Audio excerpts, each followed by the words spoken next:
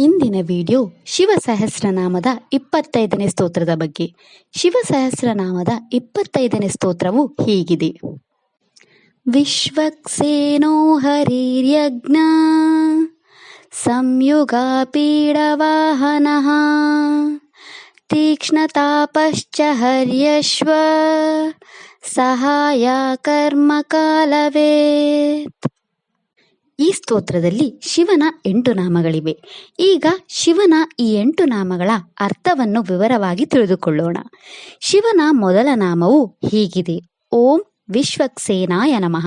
ಈ ಶಿವನಾಮದ ಅರ್ಥ ಅಸುರ ಸೈನ್ಯವನ್ನು ವಿವಿಧ ದಿಕ್ಕುಗಳಲ್ಲಿ ಚದುರಿಸುವ ಆ ಭಗವಂತನಿಗೆ ನಾನು ನಮಸ್ಕರಿಸುತ್ತೇನೆ. ಶಿವನ ಎರಡನೇ ನಾಮ ಹೀಗಿದೆ: ಓಂ ಹರಯೇ ನಮಃ. ಈ ಶಿವನಾಮದ ಅರ್ಥ ಎಲ್ಲವನ್ನೂ ನಾಶ ಮಾಡುವ ಆ ಭಗವಂತನಿಗೆ ನಾನು ನಮಸ್ಕರಿಸುತ್ತೇನೆ. ಶಿವನ ಮೂರನೇ ನಾಮ ಹೀಗಿದೆ: ಓಂ ಯಜ್ಞಾಯ ನಮಃ.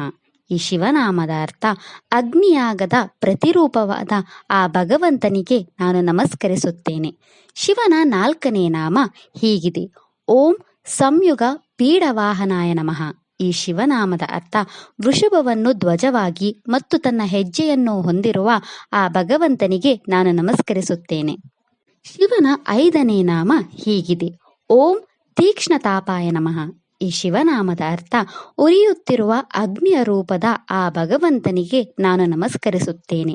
ಶಿವನ 6ನೇ ನಾಮ ಹೀಗಿದೆ: ಓಂ ಹರ್ಯಶ್ವಾಯ ನಮಃ. ಈ ಶಿವನಾಮದ ಅರ್ಥ ಹಸಿರು ಕುದುರೆಗಳ ಮೇಲೆ ಸವಾರಿ ಮಾಡುತ್ತಿರುವ ಸೂರ್ಯನ ರೂಪದಲ್ಲಿರುವ ಆ ಭಗವಂತನಿಗೆ ನಾನು ನಮಸ್ಕರಿಸುತ್ತೇನೆ. ಶಿವನ 7ನೇ ನಾಮ ಹೀಗಿದೆ: ಓಂ ಸಹಾಯಾಯ ನಮಃ. ಈ ಶಿವನಾಮದ ಅರ್ಥ ಜೀವನಕ್ಕೆ ಸಹಾಯಕನಾಗಿರುವ ಆ ಭಗವಂತನಿಗೆ ನಾನು ನಮಸ್ಕರಿಸುತ್ತೇನೆ. ಶಿವನ 8ನೇ ನಾಮ ಹೀಗಿದೆ: ಓಂ ಕರ್ಮ ಕಲಾವಿದೇ ನಮಃ.